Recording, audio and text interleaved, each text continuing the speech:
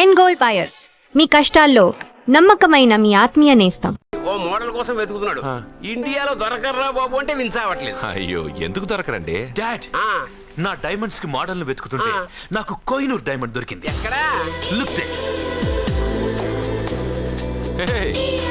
తను నా చెల్లెలు, పేరు సత్య. ఆ అమ్మాయి మీ చెల్లెలా? గ్రేట్. నా జ్యువెలరీ అడ్వర్టైజ్మెంట్ కోసం పెద్ద పెద్ద హోర్డింగ్లు పెట్టబోతున్నాను. దాదాపు 25 కోట్ల రూపాయలు విలువ చేసే నగలు ఒక అందమైన అమ్మాయికి వేసి ఫొటోస్ తీయాలనుకుంటున్నాను. ఫోటోలు తీయడానికి 25 కోట్ల రూపాయలు నగలు పెడితే రేపు ఇతనికి పెళ్ళయ్యాక పెళ్ళాన్ని ఇంకెంత బాగా చూసుకుంటాడో. What? 25 crores? Yeah. You mean you're gonna keep my pictures and hoardings throughout India? Not only India, throughout the world. Oh wow, that's great. I don't mind. Thank you.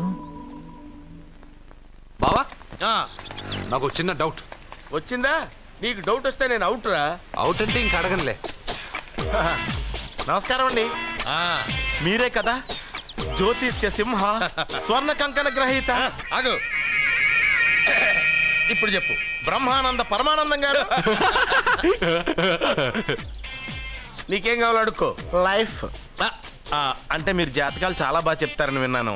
రాళ్ల గురించి కూడా చెప్తారా? రాళ్ల గురించే కదరా, గట్టి గురించి కూడా చెప్తాను. ఏ రాయి గురించి కావాలో అడుగు. ఏముంది ఇందులో? బాగా చూడండి. కిడ్నీ ఉంది. అందులో ఏముంది? రాయి ఉంది. ఆ రాయి జాతకం చెప్పండి. కిడ్నీల స్టోన్ గురించి చెప్తావురా? నీ జాతకం ఏమిటంటే నీ కిడ్నీలో ఉన్న రాయి బెలూన్లా ఉబ్బి నువ్వు ఢమాల చచ్చిపోతావు. అదే నీ జాతకం. వెళ్ళిపో. మరి ఆ నలుగురు జ్యోతిషులు అలా చెప్పారేంటబ్బా? ఏం చెప్పారు? ఏం చెప్పారు? ఏం చెప్పారు? ఇలాగే నేను ఎక్కడుంటే అక్కడ కనకవర్షం అని చెప్పారండి. ఓహో, ఆహా, గురుడు ఉచ్చ స్థితిలో ఉన్నాడు రా. వాళ్ళు ఇదే చెప్పారు. శుక్రుడు ఉచ్చ స్థితిలో ఉన్నాడు. సేమ్ ఇలాగే చెప్పారు. ఆహా, సూర్యుడు కూడా ఉచ్చ స్థితిలో ఉన్నాడు రా. వాళ్ళు ఏం చెప్పారో మీరు అదే చెప్తున్నారు సార్. వీడిది యోగ జాతకం. వీడు ఎక్కడుంటే అక్కడ కనకవర్షం. వీడిని నా దగ్గరే పెట్టుకోవాలి. నా జాతకం నాకు ఇచ్చేహాను. అరే, ఉండురా. అసలు నువ్వు ఎవరో ఎక్కడుంటావు? సార్ నేను ఒక అనాథను సార్. రే, నేనుండగా నువ్వు అనాథ ఎలా అవుతావురా? నువ్వు మా ఇంట్లో ఉండు. బావా వెనక ప్రాబ్లం వస్తుందని ముందే చెప్తున్నాను. నువ్వు మధ్యలో ఎంట్రీలు ఇవ్వక. వెనక ముందు ప్రాబ్లమ్స్ గురించి నాకు తెలుసు. ముందు వీడిని మన ఇంటికి తీసుకెళ్ళు.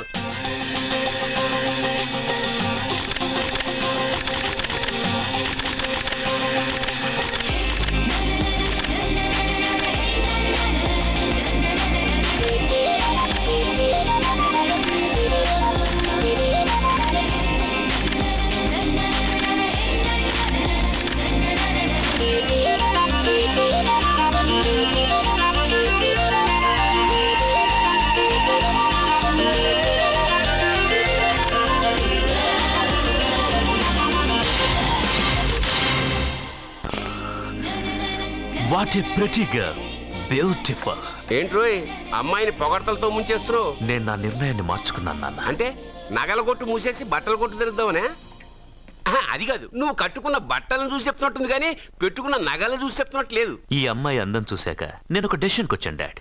సత్యాన్ని అడ్వర్టైజ్మెంట్ బ్యానర్ లో వేయదలుచుకోలేదు. మరి షాప్ లో సేల్స్ గర్ల్ గా ఉంచుకుంటావా? కాదు, దాని మెళ్ళో 3 ముళ్ళు వేసి నా భార్యను చేసుకుంటాను. దానికి ఆ అమ్మాయి ఒప్పుకోకపోతే? ఒప్పుకోదు, జరగదు, కాదు, అవదు ఇవన్నీ అనడం మానేసి వాళ్ళ ఇంటికెళ్ళి ఆ అమ్మాయిని మీ కోడలుగా ఎలా తెచ్చుకోవాలో ఒక్కసారి ఆలోచించండి డాడ్.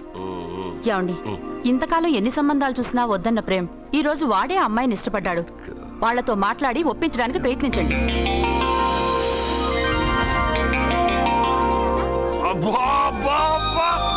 మా పాప ముందు సినిమా హీరోయిన్ అందరూ డబ్బా. మా పాప మీ నగలేసుకుంది కాబట్టి అవన్నీ దగదగా దగదగా అని మెరిసిపోతున్నాయి. వెళ్ళరా బయటికి, వెళ్ళరా బయటికి. తప్పేమన్నా నాన్న పెద్ద బాబు? తప్పు నీది కాదరా. ఈ ఫోటోలని నీ ముందు పెట్టాను చూడు, మాదే తప్పు. వెళ్ళు. వాడిని ఎందుకండి తరిమేస్తున్నారు? దిష్టి, దిష్టి.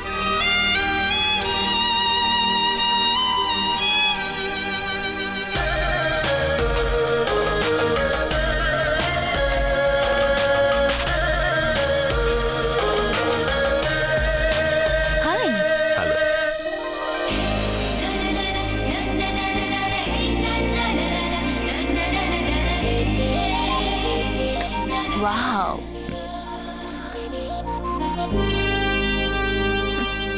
Nice. Thank you. ఈ ఫోటో నేను తీసుకోవచ్చా? Why not? నువ్వు ఈ ఫోటో అడుగుతున్నావు కానీ మా వాడు నిన్నే అడుగుతున్నాడు. ఏంటండి మీరు అనేది? ఈ ఫోటోలు తీస్తున్నప్పుడే నాకు తెలుసు పనికిరావని. వద్దన్నాను, తీశాడు. అంటే మోడలింగ్ కోసం వచ్చిన మీ చెల్లెల్ని మా కోడలుగా చేసుకోమంటున్నాడు. మీరు పర్మిషన్ ఇవ్వరుగా? ఎవరు చెప్పారు? కంపదీసి ఇస్తారా? You want to marry my sister? yes, great. మీ అభిప్రాయం సరేనండి, కానీ మీ చెల్లెలే మాట్లాడలేదే. నువ్వేమంటావమ్మా? నాశనం. 25 కోట్ల రూపాయల నగలు నా ఒంటి నిండా వేసుకుని చూసుకోవాలని ఆశపడ్డాడు. వీడిని పెళ్లి చేసుకుంటే ప్రపంచం మొత్తం చూడొచ్చు. రారా, ఆ అమ్మాయి వాకౌట్ చూస్తేనే అర్థమైపోయిందిగా నువ్వు నాకౌట్ అని. వాళ్ళు గెటౌట్ అనక ముందే మనం గేట్ అవుట్ అయిపోదాం పద. నాకు ఈ పెళ్లి ఇష్టం. నీకు ఇష్టమైతే సరిపోయిందా? జాతకాలు కలవు కదా. ఏం మాట్లాడుతున్నారండి? 10 వంతుల్లో 9 వంతులు సరిపోవు అంటున్నాను. నాన్న, మా మనసులు కలిసాక జాతకాలు కలవాల్సిన అవసరం లేదు. ఒరే నాన్న, ఎంతైనా మనది రత్నాల వ్యాపారం. కస్టమర్స్ కూడా జాతకాలు చూపించే మనం రత్నాలు అమ్ముతాం. అలాంటిది జాతకాలు చూడకుండా నా కొడుక్కి పెళ్లి చేస్తానా? వేషుగా చూపిద్దాం.